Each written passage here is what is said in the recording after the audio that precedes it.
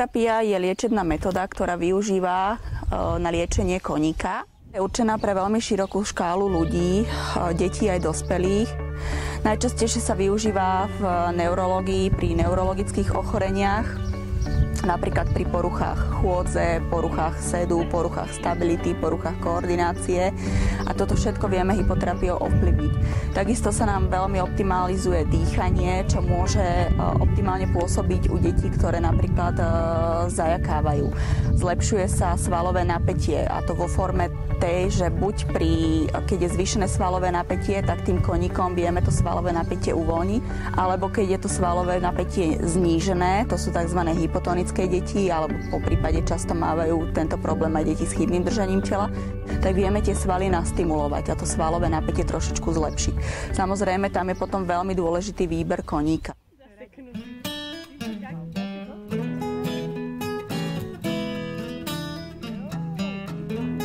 K hypoterapii som sa dostala veľmi dávno, ale začala som ju vykonávať až trošku neskôr, pretože od malička som sa venovala koňom a robila som gymnastické cvičenie na koni, teda voltíž. A v hypoterapii sa veľmi veľa cvikov alebo aktivít využíva priame z tejto voltíže. Vlastne výcviku koní som sa venovala už dávno. Všetky koníky si trénujem sama a potom vlastne následne teraz sa venujem aj odborným kurzom pre výcvik koní pre účely hypoterapie.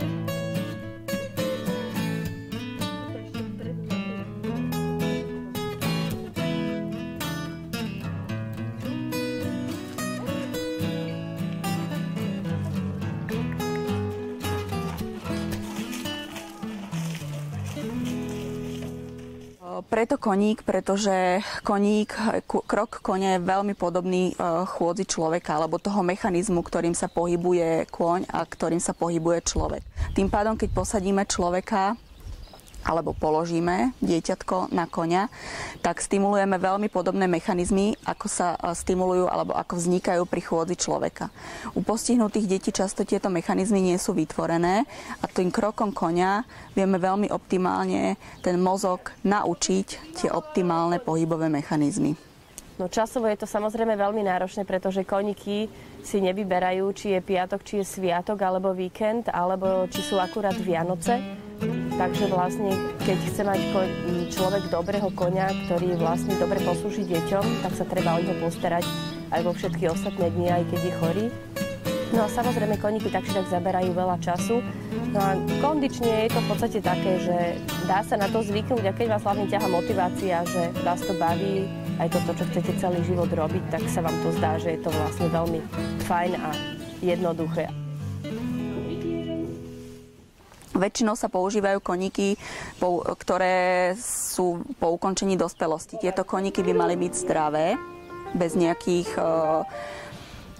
zdravotných problémov, čo sa týka krývania, alebo väčšinou dostávame ponuky na kone, ktoré sú vyradené zo športu a ponúkajú nám ich, že sú vhodné na hypoterapiu.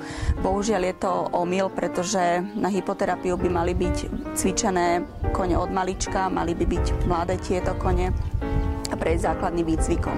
Častokrát sa stane, že koníka si aj vyberieme a vycvičíme ho a až potom, keď ten koník príde do samotného terapeutického procesu, zistíme, že ten koník to nezvláda a musí byť z tejto hypoterapie vyradený.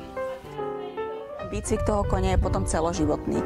Samozrejme, my tu hovoríme o špeciálnom výcviku, ale treba si uvedomiť, že sa pracuje so živým zvieraťom. To znamená, že akokoľvek je ten koník vycvičený, nemôžeme tvrdiť, že ten koň v živote nič nespraví. Hej, to by bolo vlastne klamanie toho klienta.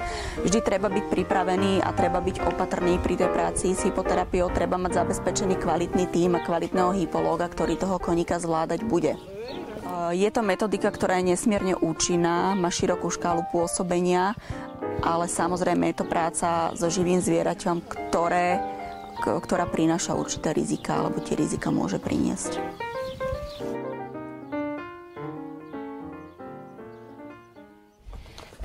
Hypoterapia je veľmi dôležitá.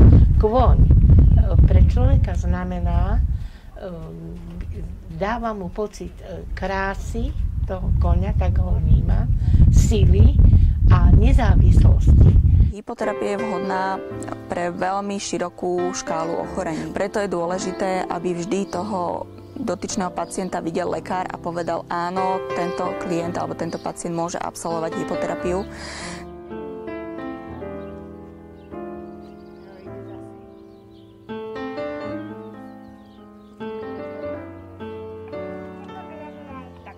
Samozrejme, ten veľký problém, ktorý na Slovensku máme, sú financie. Hypoterapie je síce zaradená v bodovníku poisťovní, ale minimum centier má s tým skúsenosti, že im skutočne túto hypoterapiu aj preplácajú. Financovanie hypoterapie momentálne je buď na samotných rodičov, ktorí si za túto terapiu platia, alebo formou sponzoringu, alebo si získavajú nejaké granty od organizácií. Naším cieľom je, aby bola uznávaná ako liečebná metodika a aby sa k nej aj tak pristupovalo. Dá sa povedať, že zatiaľ každé dieťa, ktoré k nám prišlo, dosiahlo pozitívne výsledky. Najväčšou reklamou, ktorá vlastne by mohla byť aj tým ocenením našej roboty, je to, že rodičia sami chvália nás medzi druhými rodičmi a tak vlastne získavame nových klientov, ktorí k nám prichádzajú. Že vlastne vidia úspechy na deťoch iných rodičov. Mojím najväčším snom a cieľom vždycky bolo prísť večer domov a povedať si, že som šťastná. A momentálne ma teraz toto naplňa. Hej, samozrejme ešte veľa roboty, veľa nedokončených vecí, ale v podstate ja ani neviem, čo povedať. To dúfam, že sa to nikdy neskončí.